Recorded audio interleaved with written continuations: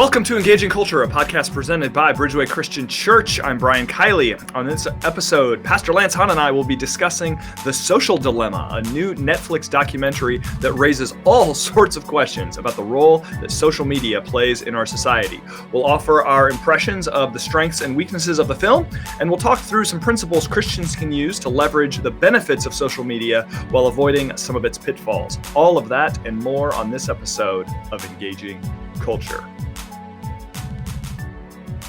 Well, hi, everybody. Welcome to Season 4, Episode 10 of the Engaging Culture Podcast. Brian Kiley coming to you from the studio here at Bridgeway Christian Church, and Pastor Lance Hahn coming to us from a room with pillows in it. Totally.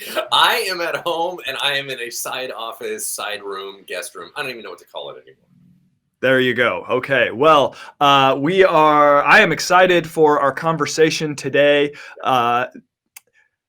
Lance, this new film came out, it's been out for maybe a month now. The Social Dilemma from Netflix. It's created all sorts of, it's ignited a bunch of different conversations. It's provoked a fair amount of controversy and some debate about a lot of stuff related to social media.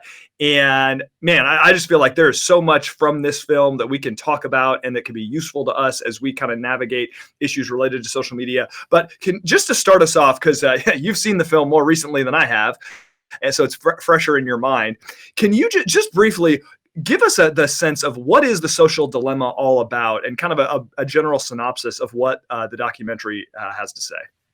Yeah, so it is a very professionally made. One of the things because I like a lot of film and stuff like that, I was really impressed by how they filmed it. So it's actually very professionally done. It's put together very well. It flows very well, because sometimes documentaries can be a little bit choppy. And what it does is it brings together a bunch of bigwigs from the social media technology element or kind of era, and that were all there at the beginning of this big boom of social media. So who was at the beginning of Google? Who was at the beginning of Facebook? Who was at the beginning of Twitter? Stuff like that. And they sit them down and they start talking about what has become of social media. It may have started under this premise, but it's now grown into something that is impacting the world. And they began to talk about the pros and cons of it. But in that, it's very biased, right? It's a biased piece that leans towards the idea that these companies, these giant corporations that run our social media, are doing so for profit. And in order to profit, they are searching and examining and tracking everything that we do so that they can gather a good database whereby they can make predictions and skew results about getting advertising sold. And one of the most brilliant premises of the movie is, if you're not paying for the service, you are part of the payment for the service, right? It's that idea. And then it began to talk about the ideas of what they track and how they manipulate. And at the same time, it shifts over into how is it impacting society and impacting election results. And it goes on and on and on. So that is the movie. And the reactions that came off of it is, some people are saying, oh my gosh, I watched the movie and I wanted to immediately get off all social media. I don't know about you, Pastor Bryant. That was not at all my reaction to the film. But maybe as some of these concepts are new to you, you may have that reaction. But since a lot of it was familiar to me, I didn't have that reaction at all. But What about you? Yeah, no, similar. I think that there wasn't a lot that I saw in the film that was new, in the sense of, oh my gosh, I had no idea that's happening. We'll talk later in the episode. I think you and I both understand everything we're doing is being tracked all the time. Like I have accepted that reality. This notion of privacy and all of that is like, that's cute. Like that just does not exist anymore, right? So the idea that I've got big companies tracking my every movement and then adjusting content that gets sent my way based on my behaviors, like that is not a new concept to me. And again, for our listeners, if that's a new concept to you, I realize that might be very jarring, but on some level, it's just the truth. We just have to accept it. But I do think that I don't know, I've wrestled with for a long time with my own relationship with social media, both from the extent of it being just kind of the ideas that we are presented with when we engage in social media, and then also just the numbing effect that it has. That to the extent to which if I'm staring at Facebook on my phone or Instagram or Twitter or whatever, that I'm not really contributing to the world in any meaningful way. I'm not engaging in meaningful relationships most of the time. It's taking me away from things that are more productive and beneficial. And I think some of the ways that these former tech executives really talked through, okay, like that's not an accident. Like that's kind of the whole point, is to take you away because of the fact that ultimately the product right now is your attention. And attention is a finite resource. If I'm giving my attention to you and to this conversation, I cannot simultaneously be watching television and looking at my phone. Subsequently, if I'm looking at my phone, all of a sudden I'm less engaged with what's going on. So the extent to which that is happening, the extent to which there are I don't know if forces is too strong a word, but the extent to which there's just a lot invested in this idea of keeping our attention. And then I think what we're sacrificing when we give that much of our attention, that to me is a little bit more concerning, especially when I think about my own involvement with social media, just because of the fact that when I'm, again, engaging in social media, it's preventing a lot of other potentially more beneficial elements of life from really being as present as I would like them to be. So that just initially was some of my takeaways, again confirming a lot of what I already kind of knew, giving me a little deeper understanding of some stuff I already knew, and then also just it caused me to reflect a little bit on, okay, what am I giving up when I engage with social media so much? So how about you kind of summarized the film for us, but and you said, your takeaway was not, hey, I need to go delete all my accounts right away, but what were some of your takeaways? Yeah. So one of the things that it said at the beginning, and I apologize if this is a little bit of a recap again, but I do want to be very clear on this. So they brought this guy out who was early on in Facebook. His name was Tim. And he said, when we sat down to figure out how are we going to design this brand new technology for people to interact with, he said, at that moment, he said, I was in charge of monetizing it. And I had to figure out, well, how are we going to do that? Is everybody going to pay to be on Facebook? How's it going to work? Because we're doing this really cool product. And he believed in it 100%. And it had a lot of great results. He said, I decided that in order to keep it free for the users, we chose the advertising method. Now, the minute you launch into it, instead of charging people, you're charging advertisers. This is where it got back down to that quote from Jaron, who he highlighted that. He said, if you're not paying for the product, you are the product. Now, here's the point. He said, it is not a matter of them selling your data, because that's a big thing in today's world. Some companies are mining data and then they're selling it to other people. He said, they don't have a great benefit to sell your data. They need to keep that. So what are they selling? They're selling your attention. So his point was, the goal is to suck you in and keep you there, right? It's not free to do everything they're doing. Somebody's paying for it. Their market is actually the advertisers. The advertisers are paying them money for what? For your attention. So the advertisers want to change you. They want to change what you do, what you think. And so therefore, what Facebook and Google and all these other companies are selling is they're selling what he said is certainty. That if you pay money as an advertiser, we can get you in front of the right people so you can sell the most product. Does that make sense? Right. Now, to do that, to sell certainty, you need to generate great predictions about where those people are going and head them off at the pass. To do that, you need lots of data. To do that, you need to track people. And that is where we get down into really the heart of why everything is tracked and what they're building prediction models. The best model wins the most money. So their point is they're going to keep tweaking things to figure out what tools, what filters, what videos, what emotions grab you, keep you there, and then they can insert an ad. And that is where most of the money is generated from. So anyway, I just wanted to highlight kind of the heart of that. Yeah, and I think it's important to point out, like, none of that is necessarily bad. Like, that's I think, we're sitting here talking about these these points that the film brings up, and certainly the film is like you said at the beginning, like this is not meant to be a neutral treatment of this issue. The filmmaker has an agenda, and he has a point he's trying to make, and he makes that point, I think, very persuasively in a lot of ways.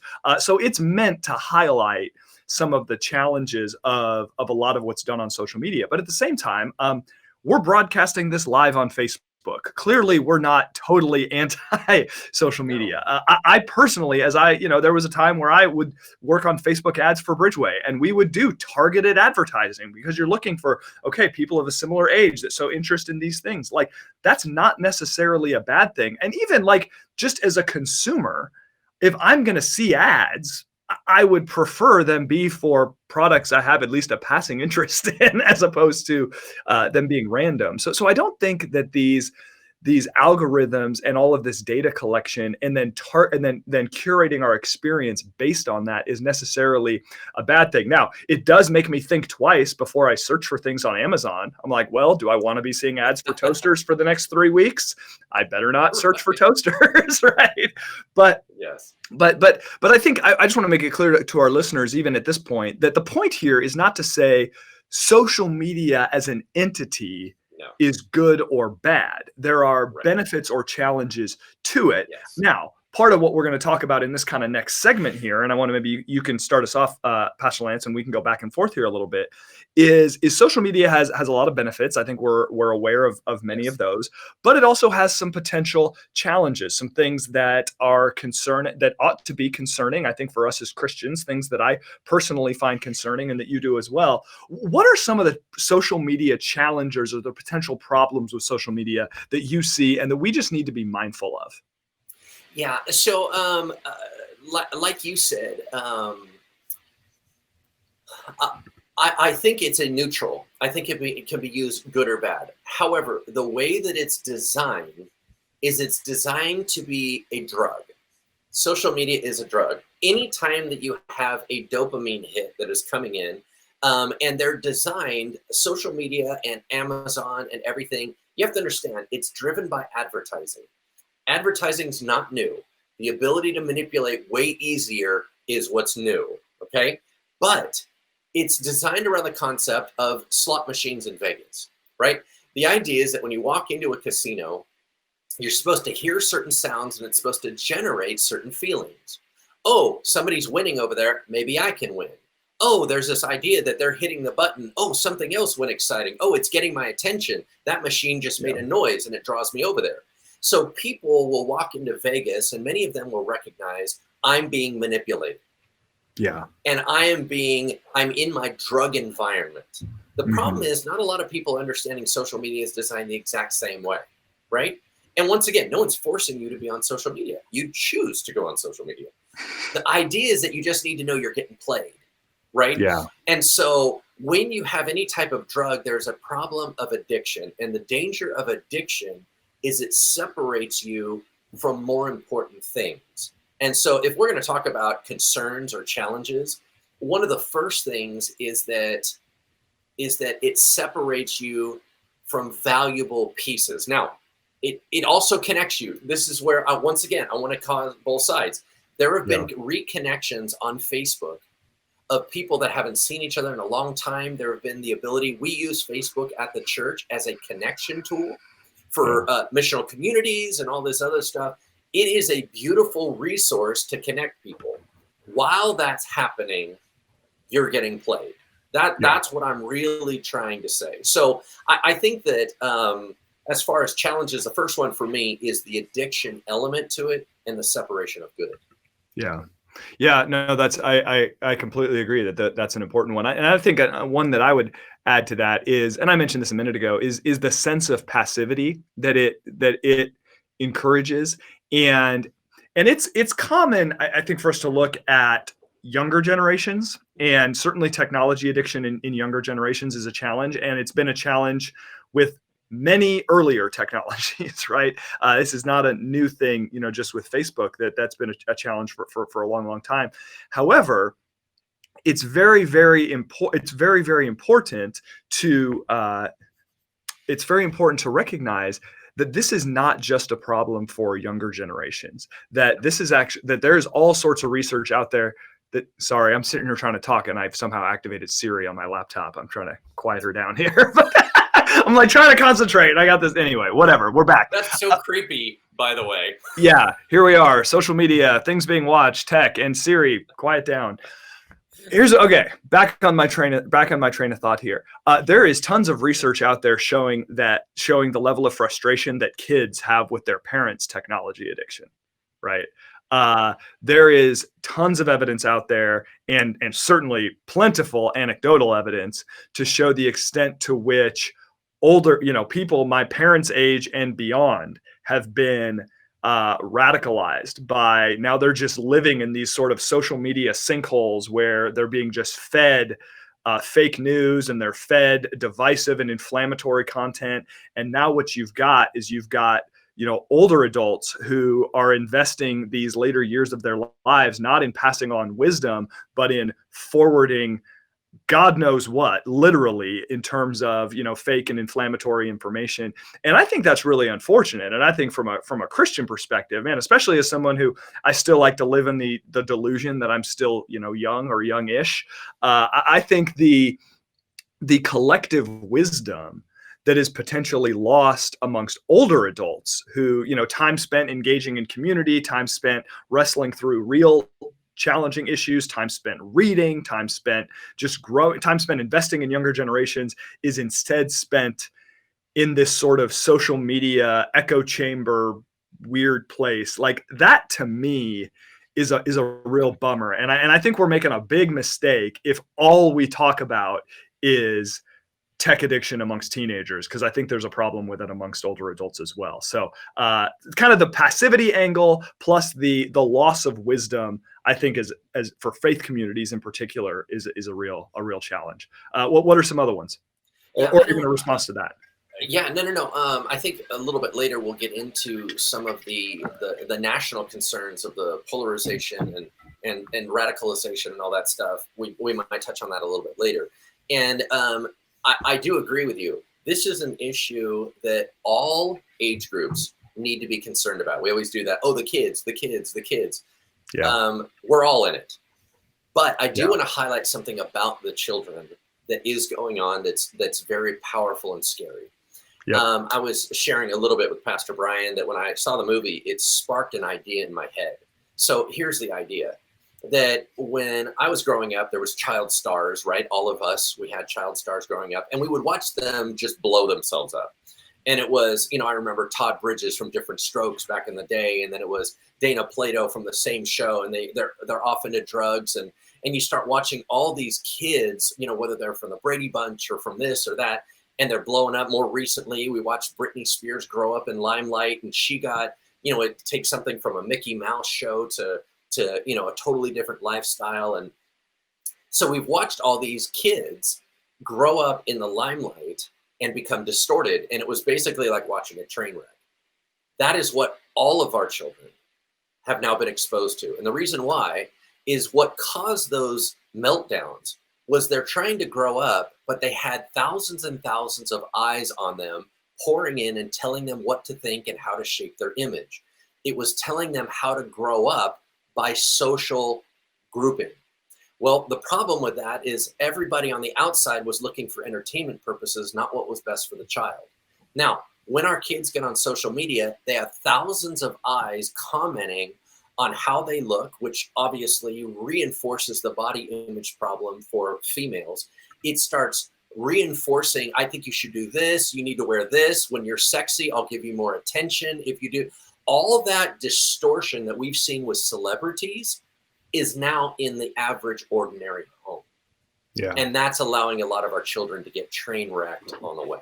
Yeah. And yes, you're absolutely correct about that. It is sort of funny how the extent to which social media allows for all of us to have public lives, essentially, whereas in prior generations that was limited to a select few in society. That 30 years ago, none of us were thinking about, I need to take a picture of this so I can post it on Instagram. It was you just live your life, right? And I don't mean to be Pollyanna about it and say there weren't, challenges back then that we all dealt with.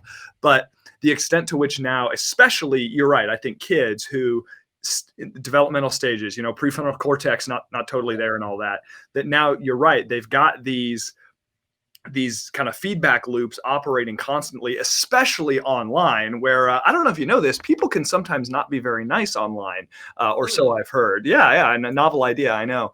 You're right. I think that brings with it a considerable number of challenges, and certainly parents would be wise to be careful of that. And I'll tell you, it's even interesting. My kids are 9 and 7, and they don't have social media accounts or anything, but they have Facebook Messenger Kids accounts that they use to communicate with their friends. And then it's all like parent supervised. So my phone is blowing up 100 times a day because every time they get a message, I get a message. And I'm like, okay, I know I should be supervising this, but like enough, right? And like we use it, like I'll use it, my sons and I will text each other when I'm at work and whatever, and it's fun, like it's cool, like I like it. I think overall it's great, but my wife and I, we've already noticed how much now the kids want to always know, can I check Messenger? Anytime there's a ding, it's like, stop everything. What's going on? We see the sadness in them when they try to call their friends and they're not available. And it's just like, man, like, I think it's a net positive, but boy, it's welcome to like Vegas. Yeah, exactly. Totally. It is. It's like, hey, is the slot machine going to come up, sevens or whatever? I don't know. I don't play slots. Is that going to come up right, today? It's pretty crazy. Now, one other element, and then we'll move on, is I've wrestled with this. I remember wrestling with this when I first got my very first smartphone, is kind of the extent to which social media and access to all of this information really makes things like solitude very difficult. I just read a book called Digital Minimalism by a guy named Cal Newport, and he's not a believer, but he had some really interesting thoughts on the role of kind of just digital stuff in our lives. And he said that he just was talking about how it's now possible to completely banish solitude from your life.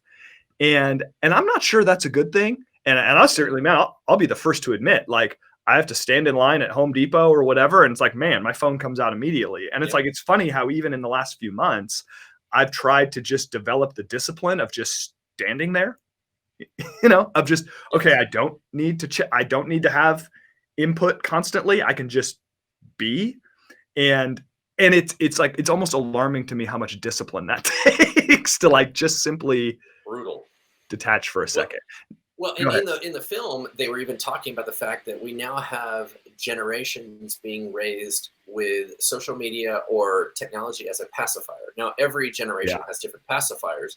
What ended up happening, like, for example, for one whole generation, smoking was really a pacifier. And it was later on that they went, wait, the cost of the pacifier was too high. So the idea was anytime I'm stressed or whatever, I'm in a social environment, I can drink or I can smoke. That will allow me to calm down. Well, nowadays, I'm going to pull out my phone. I can't wait in line. I have to look at something, and that will calm me down.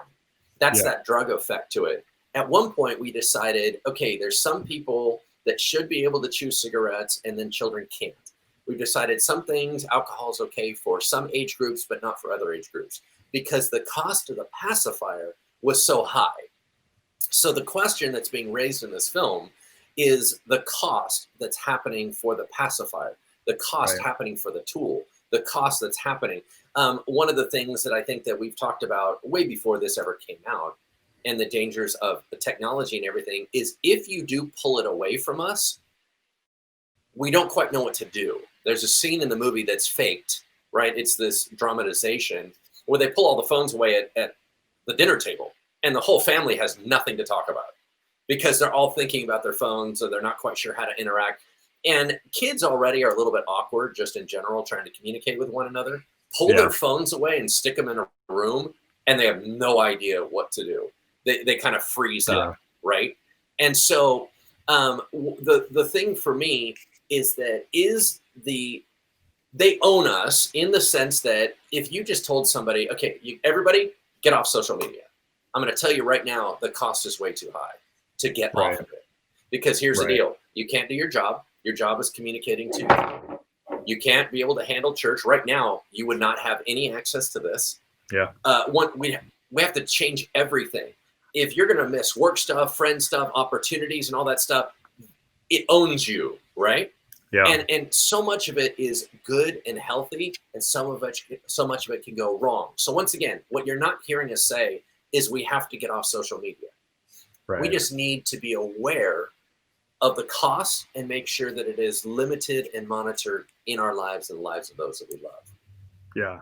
Yeah. No, that's yeah, no, you're absolutely right about that. Now, one thing that you mentioned at the beginning, Pastor Lance, is just is kind of a key thesis of the film, or a key idea, is just the whole social media world is kind of is built off of greed. Now, on some level, that's just capitalism. It This is is. these are not That's it. social services. It's a business. They're trying to make money. I don't think any of us have a problem with that. But but an excessive amount of attention on greed obviously creates problems for individuals and for companies and for sort of ecosystems of companies in the case of social media. What are some of the problems that come with the fact that so much of social media is now, as a business model, it's not based on connecting people as much as it's based on greed and delivering to advertisers? What are some of the problems with that? Yeah. So if you have a business that is built to make money, which most businesses are, when you have a system that is based on advertising, advertising works off manipulation.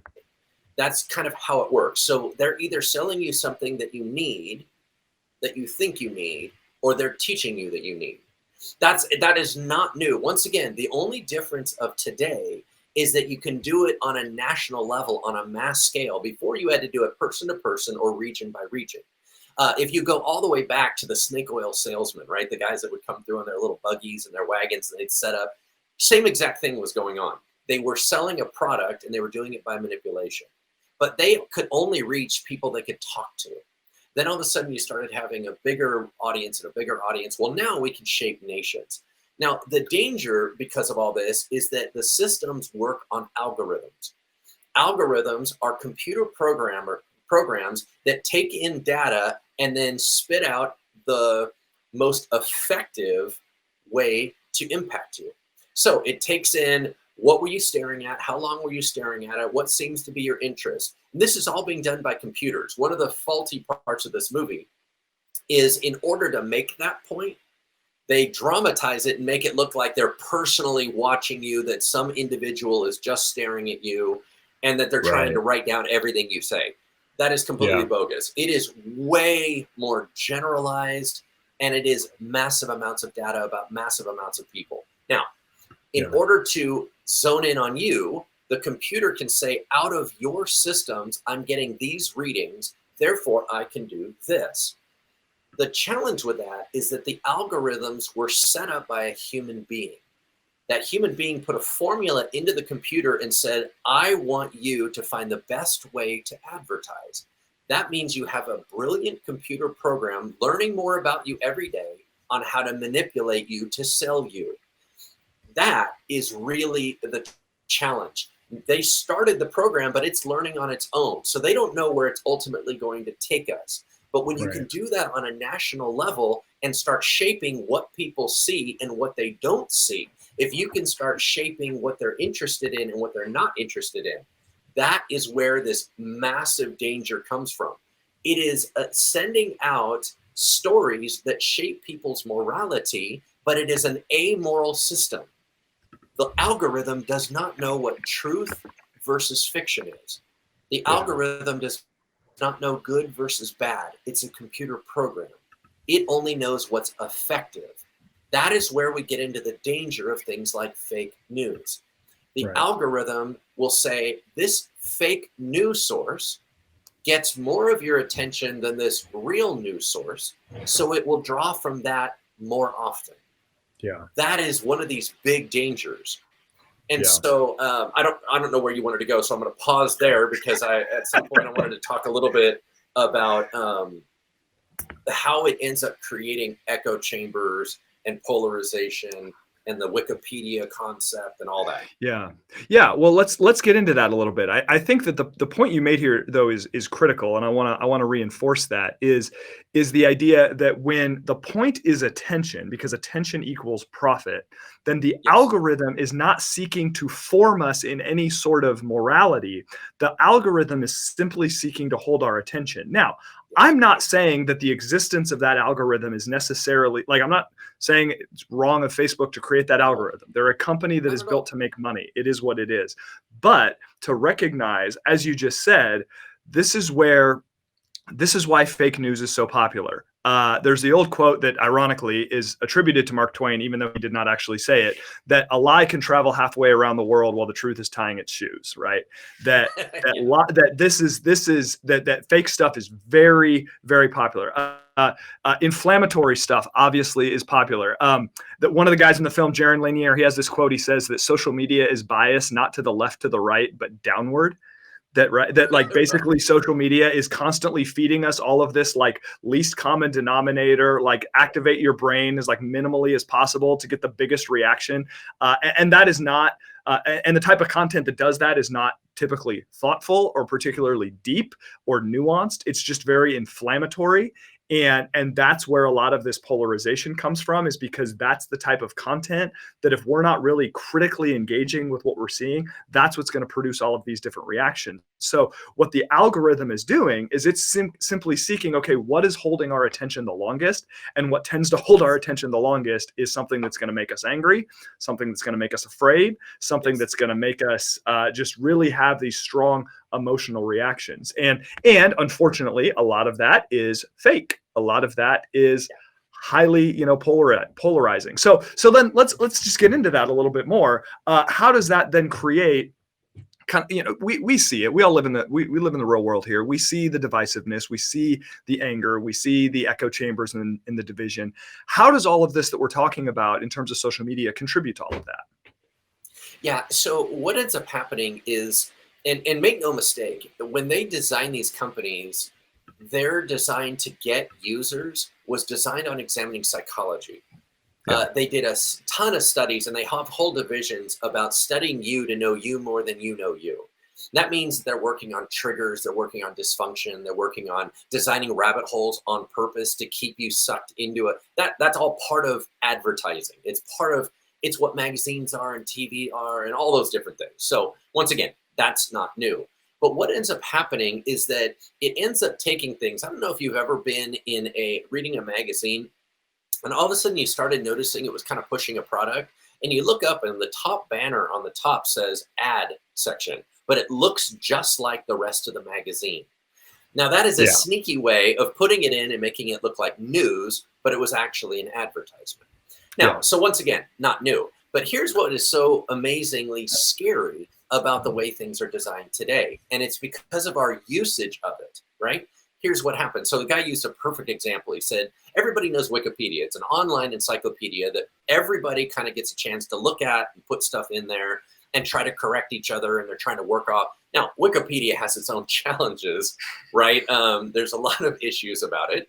Don't use it for your college papers. They won't accept it. But anyway, he said, imagine a world where Wikipedia or an online encyclopedia gave everyone a different definition of the same word. He Yeah. said, so for example, this customization is designed to give you what you want to see, not what's true.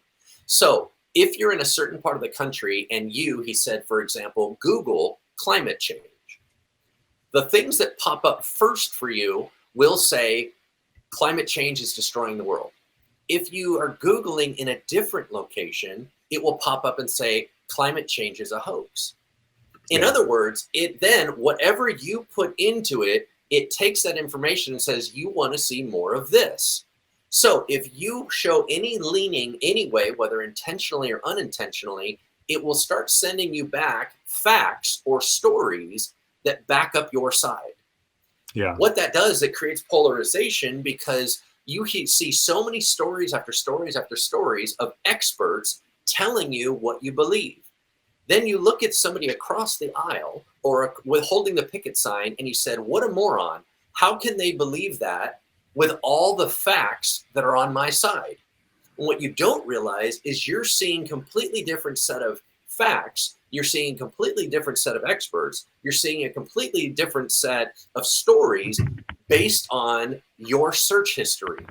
Yeah. That is creating a separate reality for every individual, and you always feel justified and right. Once again, The danger of all that is it was not created to bless society. It was created to make money. Yeah. And so really the fruition of that, and we saw that when you put something in there, you can create a massive distortion wave. Yeah. Facebook ended up going and having to testify and all that stuff over the 2016 election issues of Russia.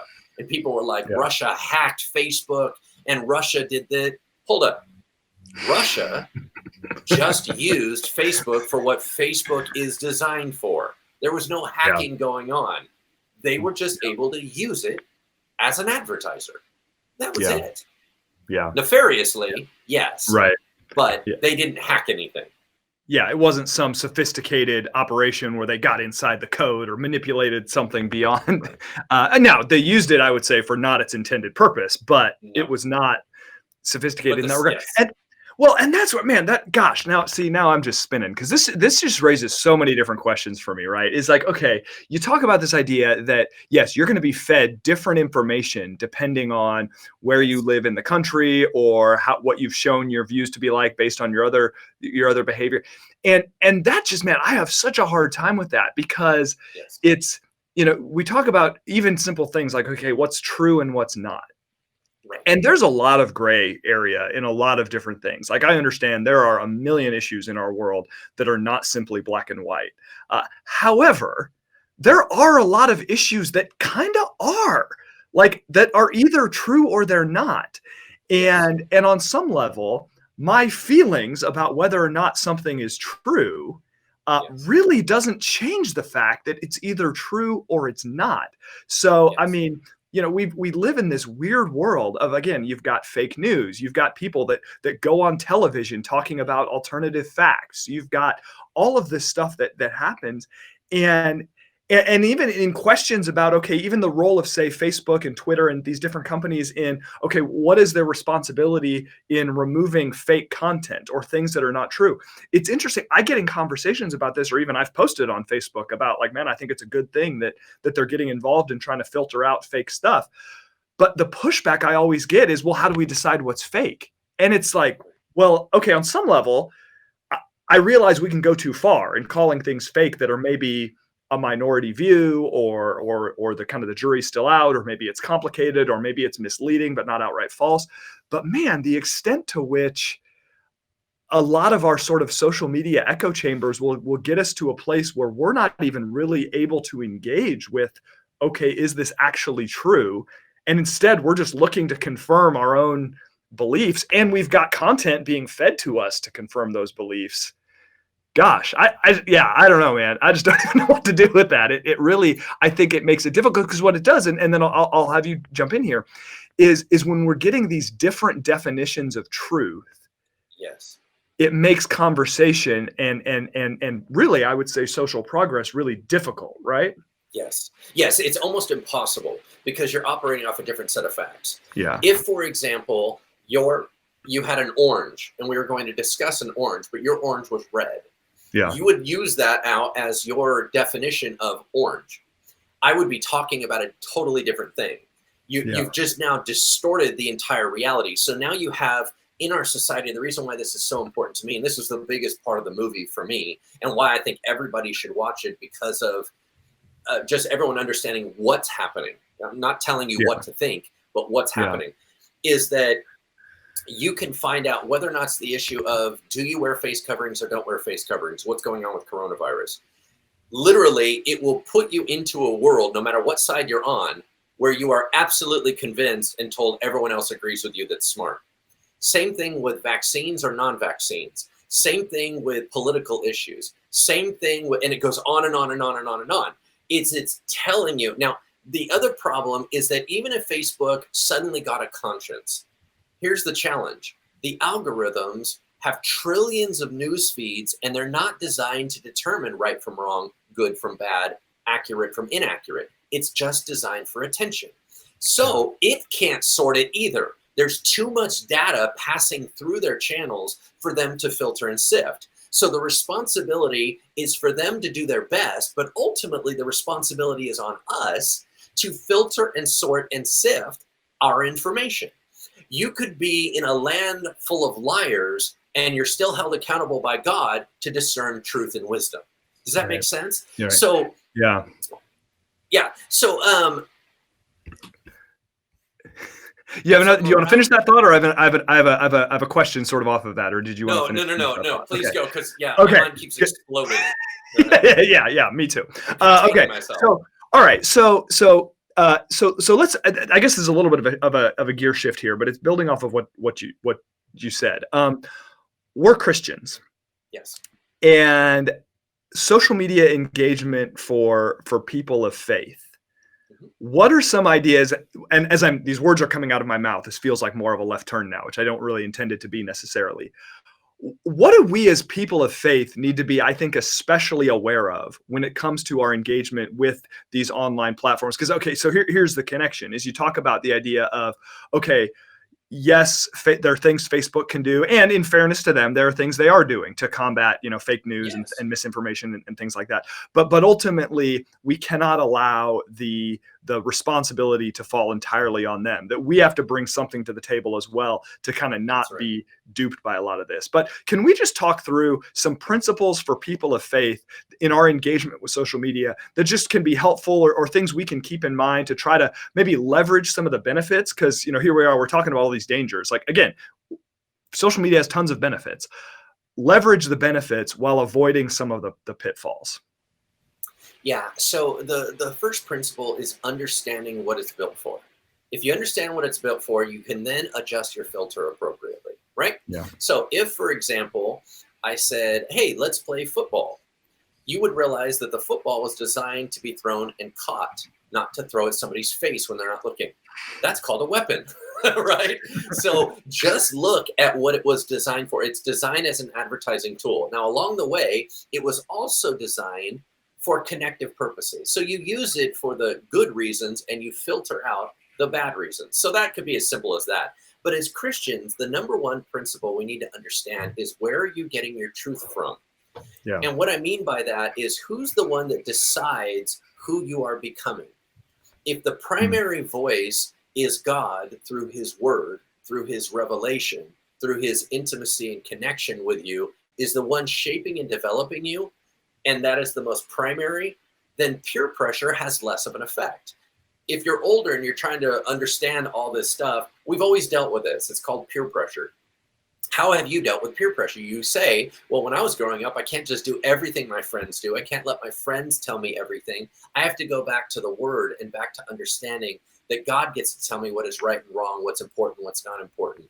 And as we're being shaped by God, then we can use things as tools for how they're supposed to be. But if we are trying to take and build our morality, build our identity off the easiest methods, and just letting what comes through our media to shape us, that is where we are in extraordinary trouble, because it was not designed with a Christian worldview, and it was not designed for your best interest.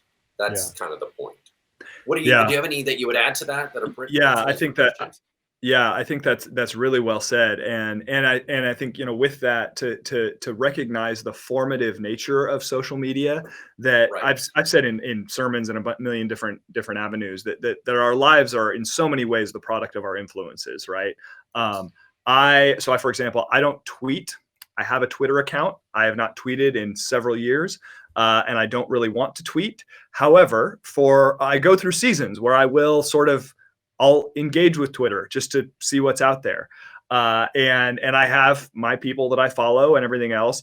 And I've just generally found it's not great for my mental health. It's just, and this is I'm pretty selective about who I follow. And I get spun up about stuff going on in the world and everything else. And I'm like, I just don't, the Brian, forgive me for referring to myself in the third person, the Brian that is created from time on Twitter is just not the Brian that his wife and children and other people need, frankly. So I think just to recognize the formative influence of those things. And then I think also, we've hit the angle of how do we engage with what we're consuming. But I think we also need to be very careful, especially, we're in election season right now. the content we're creating, which I'll just, this is funny to me, is, we pastors are a funny group of people, but I have seen so much stuff online recently from everyone ranging from small church pastors to pastors and speakers with international audiences. And if I can just interpret what I'm hearing is a bunch of pastors really freaking out because their people are being jerks online. And that is really a problem, right? And we see it at Bridgeway too. Like, I'm not going to sit here and pretend like we're separate from all of this. And of course, pastors can't talk about politics because people are just going to, freak out. So they have to kind of speak in code, which is sort of funny. But you hear all this talk about, man, am I making points in a way that's kind? Am I being gracious? Am I showing that I understand people that think differently than me? And man, gosh, how many people in the course of my life as a Christian have just shredded their witness in the world because they post the meanest, angriest stuff on the internet. And what you just got to understand, I realize I'm probably not going to change anyone's mind with this comment, but you also need to recognize, like, if someone's not a Trump person now, like, your inflammatory Trump post ain't going to change their mind. Like, it's just not going to happen, right? Or if you think Trump is the devil, like, your Trump is the devil post, that's not changing anyone's mind. All it's doing is alienating people. So that's all that's going on. Like, this sort of, and I use Trump as an example because he's obviously a very polarizing figure. But when we try to use social media thinking that we're gonna change people's minds and, man, they just got to know the truth and like, okay, aggressive sharing of our opinions is not a fruit of the spirit, I would argue, but kindness and gentleness are. So I think it's important to recognize that when we're very aggressive about the things we share online, and I say this as someone who I think has probably gotten a little aggressive at times in my past, when we're aggressive, all it does is alienate people. It only hurts people. So I think we just have to be very, very careful with the way that we steward this responsibility we now have of all having the ability to have a public voice. So I think that's a big one. And certainly people all over, like I said, I'm seeing this, pastors all over the world are struggling with, okay, how do we help people, Christians especially, be kinder online? So that's a big one. If I could just use one word just for everyone to kind of memorize when they engage with social media en masse, and that is the word winsome. That's good. If you can just memorize that one word, I'm not telling you to stuff your feelings. I'm not telling you to not share your thoughts or your opinions, but if you could put it through the filter of winsomeness, it will go much further and it will not do damage on the way. And if later on you find out you're wrong and you have to go back and backtrack, people will not be bitter. They will not be wounded. You will not have burned bridges or devastation. You will actually have joy. So I would encourage that. Just one other thing, I think that just to give you an idea a little bit more about how it is shaping your worldview and your morality, is I want to go back to make it practical again. So it's selecting what stories you see. And you are determining your worldview based on the facts that you are given. So, for example, if you went outside and you saw a bunch of birds dead on the ground, you would have, oh no, something's happening with the birds. You then try to make sense of what's going on with the birds. So you check on social media. It will pick out and create a storyline that helps you define what happened with the birds. That will be a completely separate story than someone else is receiving about the birds. And one of them may be, if you have ever highlighted something about conspiracy theories, if any way you are susceptible to that, according to their algorithm, they will say, do you see the contrails going across the sky from the planes? Some planes have it, some planes don't. Do you realize they're dropping stuff on you and they're controlling your mind? That stuff is killing the birds. Now, I just literally made that up. Then all of a sudden someone's like, oh my gosh, we're in danger. And then we forward that on and it becomes a thing. Yeah. Well, one of the prime examples that happened recently was there was a big rash of people that the movie highlighted out that were really promoting a flat earth theory. Now, I can tell you right now, The fact that we can see the moon and the sun and the stars, the fact that we have telescopes that show us that everything's a ball around us, the fact that you can measure and realize that the horizon goes down at a grade, the whole purpose of navigation, the whole idea that you sent a ship one direction and he went all the way around the little ball and he came back the other side. The amount of practical information that demonstrates that the world isn't flat did not stop a massive movement of flat earth theory re-rising up. Yeah. And it was just created to stimulate something. And so what happens is when we buy into that and it's entertainment to us, for us, it might be entertainment. To somebody else, it might be their truth. And so we have to be careful that we are not purveyors of the manipulation. And so it's very important that we're careful on what we forward or what we put forward, stuff like that.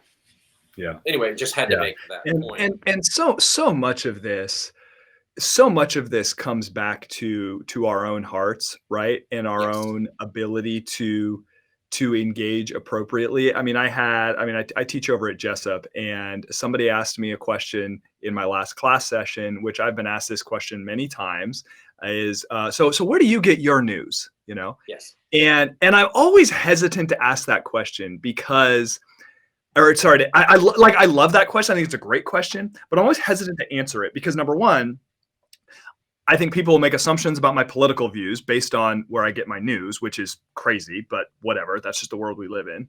Number two, I don't think there's a news source on the planet that a person with a wicked heart can go to and just be like, oh, well, this is going to set you straight. Like, I just don't think that works.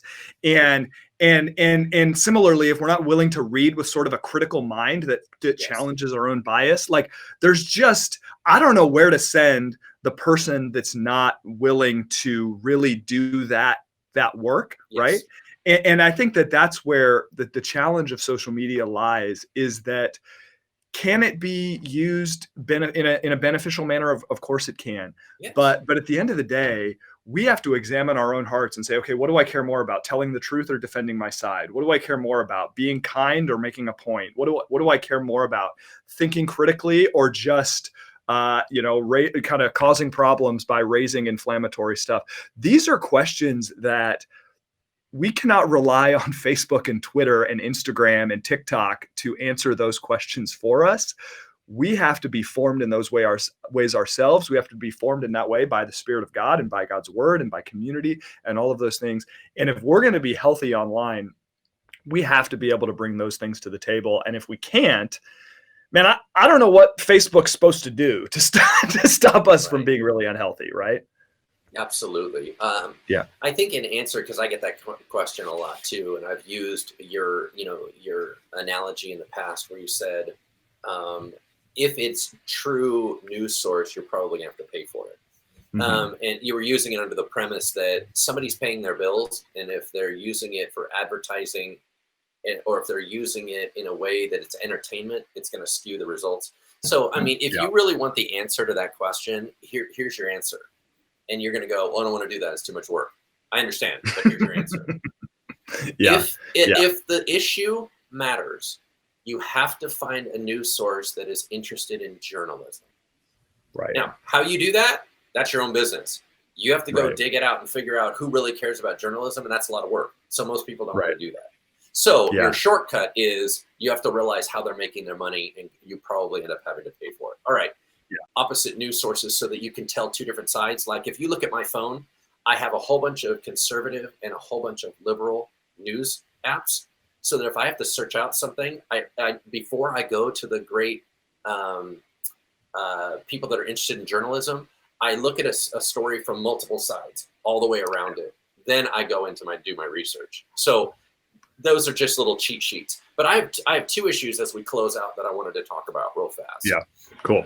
And the first one is, what are the implications of what's going on? And was it intended? And then the last one is, what do we do about it? Yeah. Okay. So if you have something else, by all means. No, that's great. But here's what I was talking a little bit with Pastor Brian before we started the program. The best analogy for what happens with social media, in my opinion, is likened to the light bulb, the development of the light bulb.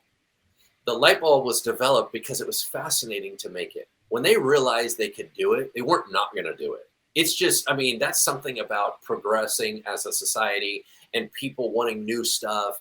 And oh my goodness, do you see what this could do? And the light bulb was intended to be something that would be useful and helpful. It would help people in the dark. It had so many beautiful reasons. In my opinion, that's how social media started. It went, wow, I want to make this because I can. And this is so fun and so crazy. I love this. And then, oh my gosh, it could be helpful for this and this and this. And it was a tool. Now, nobody's ever going to say the light bulb was bad, but do you understand the implications of the light bulb? What it did is it's changed the natural rhythms that God had built in, and it allowed us to have light when it should have been dark. What that means is instead of fire, we now had something safer that we could illuminate the night, and now it extended work hours. Now it launched the Industrial Revolution. Now it began to create workaholics to where people would start avoiding their families. Then it started creating the ability that you could make more money by having more greed, by staying up longer and running your factory all night long. And it goes on and on and on. Nobody ever wants to go back to a no light bulb world. Right. There are just ramifications of new realizations in technology. Yeah. That's really the heart of, but we just have to handle it right. We now great know analogy. At some point you need to turn your light off. At some point you need to be with your family. That's all. That's all we're saying. Okay. Yeah. And then the last thing that I would touch on is, what do we do about it? And this was intriguing because one of the things that Pastor Brian does when we prepare this message is a lot of times he'll go out and search articles that are arguing with whatever we're dealing with, and he'll send them in. And so we were looking at some of those. So when this movie came out, The Social Dilemma came out, you better believe Facebook had a response. I mean, they just fired back. They're like, here's 7 things that it totally lied about, blah, blah, blah. And they were interesting to read. Yeah. And once again, yes, it was a biased film. Yes, it was a bunch of people that are saying, now we need to be humane in this. Yes, people had an angle. Yes, it was exaggerated. Yes, it made it look like everything was individual and people were behind the screen manipulating. Okay, Facebook was right about all those things. But here's what was intriguing to me. A bunch of Facebook's responses were, hey, after we got busted, things where it was saying, well, we've been busted and we've done so good on this. Here's the point. The regulation demanded a healthier model. Yeah. So if we're going to talk about what needs to happen in mass to protect people from the bad guys, it's going to be regulation. You go, but I hate regulation. Regulation is strangling and it's anti-capitalistic and it's holding me back, and we should be able to make money if we can do it and blah, blah, blah.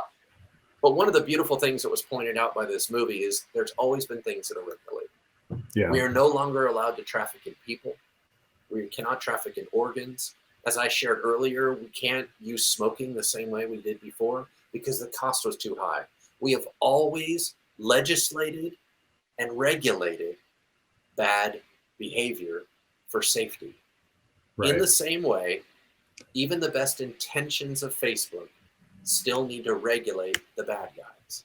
Yeah. So that was kind of the thing I wanted to make.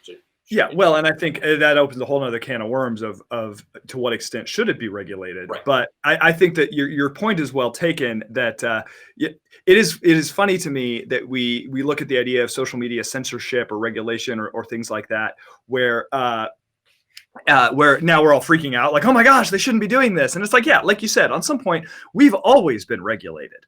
This is how society works. Like, you have to wear pants when you go outside. Like, that is a regulation, right? You have to drive a certain speed on the free. Like, it's just in the information economy and in the digital age, it's different. And there are situations where there are gray areas. And when we bring our own biases and our own perspectives into these gray areas, it then creates all sorts of problems. Like, it's ironic to me that, like, so right now, for example, and then I'm going to share this anecdote and then last question about, like, okay, kind of a little bit of the personal, what do we do about this? There's this big brouhaha right now over this New York Post story about Hunter Biden. And the New York Post is a tabloid magazine, first of all. So this is not exactly a like hard news, like they're really going to get it.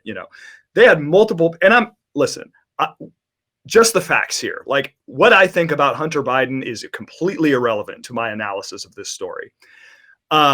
They had journalists from their company say, we don't want our names on this story. It's not legit. It's got so many holes in it.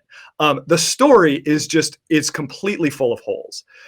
Is it fake news? I wouldn't go so far as to say it is fake news, but it does not meet the journalistic standards of a proper legitimate publication. I will say that with absolute confidence. So Twitter and Facebook started restricting its distribution. You've probably heard about this. Well, now all of these people who are guided very much by, man, it's election season and I'm conservative and anything that's going to bring down the Bidens, we need to get it out there, are raising all of this hay over, oh my gosh, this was censorship. And here's the thing. The story's garbage, but did Facebook and Twitter overstep their bounds in censoring the story? I don't know. I think you could make an argument maybe they have. So it is just sort of interesting how, okay, yeah, we need to regulate, but how much? I mean, I don't know. I think that story is and so I'm not necessarily defending Twitter and Facebook for downplaying a story that was not up to legit journalistic standards, but I am saying I think it just serves to show us that regulation is important. But man, is it messy. It is really messy. I think what makes it messy immediately is the idea of when you have a billion stories, you have to start somewhere. Why are you starting where you're starting? Yes. And if you pulled the Biden one, how come you didn't pull the one about lollipops? Yep. And because you always have to sift and sort. When you have a trillion news feeds, what are you going to do? Yeah. And so, or a dubious story about someone in the Trump family, which I'm sure, I'm sure there are plenty of bogus stories like that out there, right? Yeah, and if you're gonna, so those are all based on priority. They're all based on values, and they're trying. Yeah. So how do you do that? That's the stickiness for another day, and that's something that Facebook. Yeah. But I think understanding and appreciating, and I do think that Facebook is in a place right now in a posture of appreciating the significance and the danger. And they're now doing their best to try to work back the other direction. Now, is the gorilla out of the cage? Yes. Do we have a problem getting him back in the cage? Yes. Do we ever get him back? No. But they're doing some wonderful steps to try to get us into a healthier place. Yeah, no, that's good. All right, we're already over our hour, but last question. Let's just get very personal here. Now, the irony of us spending all this time talking about this is I think that you and I both spend less time actually on like consuming social media than most folks. I think you especially. So maybe we're in some ways like not like the best people to be having this conversation, but that's why you don't mention that till the very end. But what are just real briefly and personally principles that you apply in your own life to kind of just make sure that social media in your world isn't getting out of control? So first of all, just to highlight what Brian was talking about, I don't go on social media. I post on social media. I do not go on, and I only read my own streams. Like I don't read anyone else's. And people ask me, why don't you do that? And I said, it's the same reason why people that work at Baskin Robbins aren't addicted to ice cream. It's the same reason why real doctors don't watch Grey's Anatomy. It is because I do so much with people all the time, and I'm so bombarded with it, I don't need more access. So to me, social media doesn't have the same attraction because I don't have the challenge of isolation. Okay, so, but for me, where I have to watch it is news sources, where I love stories. So for me, everything about me is controlling my story narrative. It's not about people's lives. It's about story narrative. So for me, it's news sources. It's what are the little clips that shoot up? What's the alert from Yahoo Sports? All those things, they all go down rabbit holes. And I have to make sure that I control what rabbit holes I go down, how far I'm in there, what time does it take, and what is it creating in my mind? What world is it building? That is my biggest concern and my biggest warning for you. Man, well, that is a great question. What world is this building? this content that I'm consuming, man, that's just huge. That's super good. I love that. My my I'm on a crusade right now for myself personally to make social media boring again. I which I don't know if it ever was boring, but I am really trying to make my social media feeds as boring and uninteresting as possible so that I will spend less time on them. I've got, newspapers I subscribe to, so I can, I mean, online, of course, not, not real, but, so if I can get my news elsewhere. I've unfollowed pretty much everybody except for some boring Facebook groups I'm in on Facebook, just to really decrease the interest in going on Facebook. And then probably the exception to that is Instagram, where I'm like, but I do try to be very careful about, okay, am I following either people who I really want to know what's going on in their lives, or a very limited selection of brands and public figures and things like that. But, nothing inflammatory, nothing partisan political, none of that stuff kind of ever. And I think just being very conscious of how that stuff is influencing me. And for me, honestly, I trust myself in terms of not falling for fake stuff. Although I was just sharing with my wife the other day that, like, the algorithms are smarter than me, so I need to probably not be too confident in that. So it's not as much about that element, but just the time element is just huge. Like, no matter how rich or poor you are, you have the same amount of time. And time I give to social media is time I'm not giving to other things. And that's just where, man, I just want to be careful. So that's the big one. Man, I think your question, what world am I creating? And it's just that question of time, and how am I spending the time that God has given me is good. So, all right, well, hey, that's our conversation about The Social Dilemma. Check it out on Netflix. It was really an interesting watch. It's not a perfect film. There's certainly plenty we could have talked about in terms of challenges or objections. And if you need some objections to it, Facebook has got them for you. So they've got a document you can Google and find. But hey, thanks so much for watching us. Have a great rest of your day, and we'll be back with you in 2 weeks with another episode of Engaging Culture. And thanks to Lucian and Brenton for taking the sound and the video and making us look good and sound good. Bye-bye. Thank you for listening to Engaging Culture, a podcast by Bridgeway Christian Church. If you enjoyed the show, please consider subscribing and leaving a review on iTunes. Thank you so much for listening.